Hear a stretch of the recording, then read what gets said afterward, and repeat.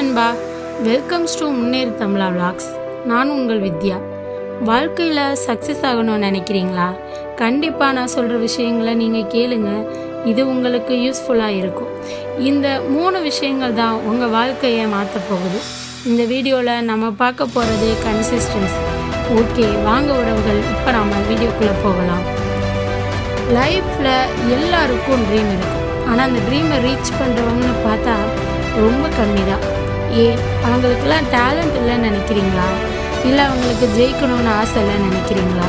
அப்படிலாம் இல்லைங்க.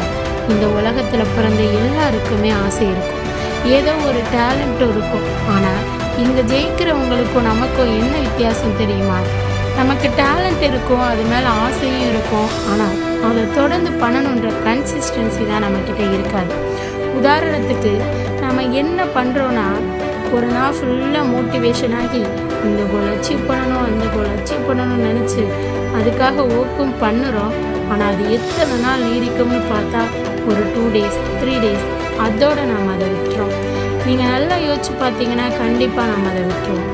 அதுக்கு காரணம் ஏதோ ஒரு இழப்பாக இருக்கலாம், ஏதோ ஒரு கஷ்டமாக கூட இருக்கலாம், அல்லது உங்களுக்கு டயர்டாக ஃபீல் ஆகலாம், எது வேணாலும் இருக்கலாம். ஆனால் நான் உங்கள்கிட்ட ஒன்று கேட்குறேன், இவ்வளவு தான் உங்கள் கோலுக்காக நீங்கள் எடுத்த எஃபர்ட்டா? நீங்கள் ஒரு விஷயத்தை ஜெயிக்கணும்னு நினைக்கிறீங்க அப்படின்னா நீங்கள் முதல்ல உங்களை ஜெயிக்கணும். மற்றவங்க அதை சொல்கிறாங்க, இதை சொல்கிறாங்க, எனக்கு கஷ்டமாக இருக்குது அப்படின்னு காரணம் சொல்லியே உங்களை நீங்களே ஏமாற்றிக்கிறீங்க. ஆமாம், நான் ஒத்துக்கிறேன், நம்ம ஏதாவது ஆசையாக செய்யும் போதே அதை செய்யாத, இதை செய்யாத அப்படின்னு ஏதாச்சும் சொல்லிக்கிட்டே தான் இருப்பாங்க. நம்மளோட திறமையை அங்கீகரிக்கவே மாட்டாங்க. நம்மளை ஏதாச்சும் சொல்லியே நம்மளையே நம்ம பண்ணுறது கரெக்டானு யோசிக்க வச்சுருவாங்க. நான் ஒன்று சொல்லவா? நீங்கள் இங்கே ஜெயிக்கணும்னு நினைக்கிறது தப்பு இல்லைல்ல? நீங்கள் நினச்ச மாதிரியான வாழ்க்கையை வாழணும்னு நினைக்கிறது தப்பு இல்லைல்ல?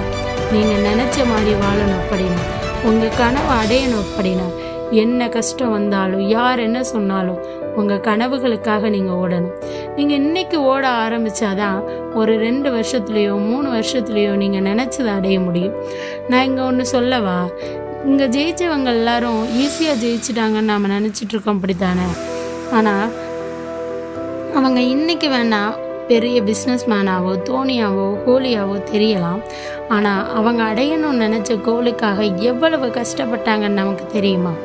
அவங்களுக்கும் கஷ்டங்களும் தோல்விகளும் இருந்திருக்கும். ஆனால் அவங்க அதையே நினச்சிட்டு நம்மளை மாதிரி சோர்ந்து உட்கார்ந்துருந்தா அவங்க இன்றைக்கி சக்ஸஸ் பண்ணியிருக்க முடியுமா?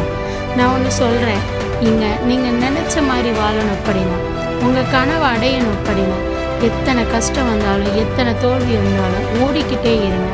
நீங்கள் டெய்லி பண்ணுற ப்ராக்ரஸ் தான் உங்களை நீங்கள் நினச்ச வாழ்க்கைக்கு கொண்டு போகும். உங்கள் வாழ்க்கை ஒரு நாள் மாறும். கடைசியாக நான் ஒன்று சொல்கிறேன், நம்ம வாழ்க்கையில் பெயின் இருக்கும் தான், ஸ்ட்ரகிள்ஸ் இருக்கும் தான். ஆனால் ஒரு நாள் நான் முடிச்சிட்டேன்னு சொல்ல அந்த ஃபீலிங், அதுக்காக ஓடுங்க. நிச்சயமாக உங்கள் வாழ்க்கை மாறும். இந்த வீடியோ பிடிச்சிருந்தா முன்னேறு தமிழா விளாக்ஸை சப்ஸ்கிரைப் பண்ணுங்கள்.